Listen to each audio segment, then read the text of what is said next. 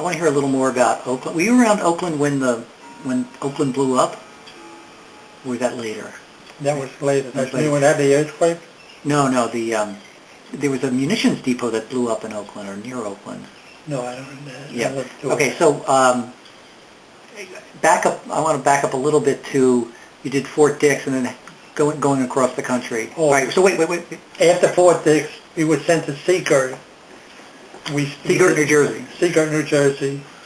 We did a little training there, and then we took a hike up to Fort Monmouth.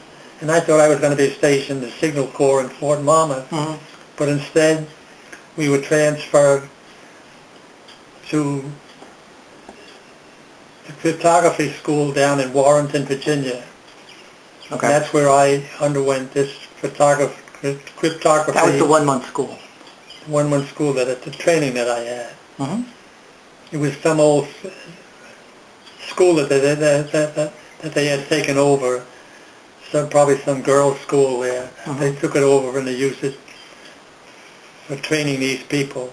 In fact, as far as I know, it might still be in operation down there in the same location in Warrenton, Virginia. Mm-hmm. So then you were done with that and it was time to go across the country. They flew you across? Or No, we went cross country by train, which is how I got to see Great Salt Lake and things like that. It was a train ride right across the country. We went to Chicago. There was only something like 21 of us. And we got on this ship here. In Oakland? In Oakland. And we waited around a couple days until we got permission to leave. And then from there we sailed, I guess about 31 days or so. By the time we got to Australia, we arrived at Brisbane, Australia, go up the Brisbane River. What did you do on the ship for 31 days? Did you write letters or worry or what? We had to watch over some other people on the ship here. We were assigned to make sure that they did their duty with KP and things like that. But basically you don't do much on the ship except get up, you go eat, you do some passing around, you go to church or on the ship or something like that. And you just kill time till you get there. There's not much you can do. You're not running the ship. You're just going there to be put into service. And what kind of ship was it? Physically, it was a destroyer. It was a troop transport. It's a troop transport. I have all this in a book that I have of my war experiences. Okay. I might be able to refer back to that. Okay. Okay. So after 31 days, you finally got to Australia, which is Brisbane on the west coast. No, it's on the eastern coast of Australia. Perth is on the western coast. We'll edit that out. Well, I got to know Australia very much because we actually stayed there. They have a lot of horse racing in Australia, and I spent most of my time there at these here tracks, which were turned over to the troops, and that's where they set up the tents and stuff where we lived for the 2.5 years or more that I stayed there in Australia. At Doomben Racetrack and Ascot Racetrack, they put up all the tents, and we had our training facilities where I was assigned to work with IBM equipment. Before they had computers, we had plug boards, and you would have to plug any problem that you had to work out had to be wired up on these here boards, which would be put into the 405 printing machines to print out your reports. And basically what we were doing, we would intercept Japanese messages, and they would try to decode them by breaking them down into 4-digit numbers that are transmitted, and try to come up with some sort of solution that we could, make something out of it. Mm-hmm. We didn't have much success with that until, I think it was in 1944.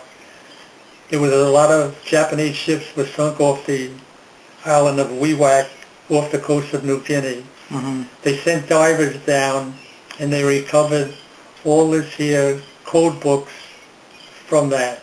And the Japanese didn't know that they had done that, right? No, but they knew their ships were sunk, but they didn't know that we sent down divers to to check the ships out. So they brought up all these additive books and code books. They brought them up over to our unit, and we were putting them in the ovens and everything else to dry them out, make sure we could work with them. And once they were all dried out, we were able to intercept all the messages that the Japanese sent and decode them almost immediately. I know it gets a little involved. But obviously they're in Japanese, right? So you'd have people who understood Japanese while you're decoding?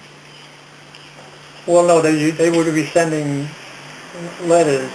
You know, they wouldn't be sent Japanese symbols. They would be regular codes or numbers. Okay. Or actually but the language would be Japanese, right? No. No.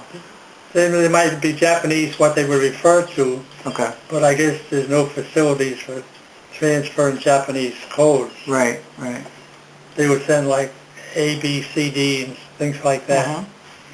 It's very difficult. I don't know if you want to go into how we actually decoded these things.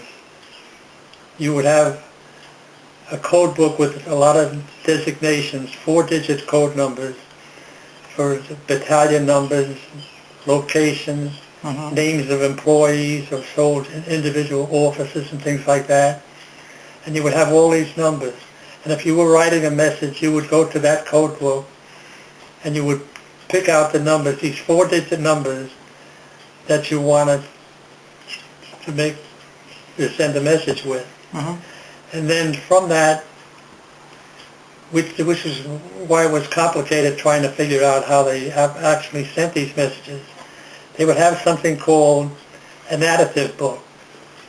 And we would have to find out, this was also with 4-digit numbers or letters, and for 4-digit, they were numbers, I'm sorry, they were numbers, not letters.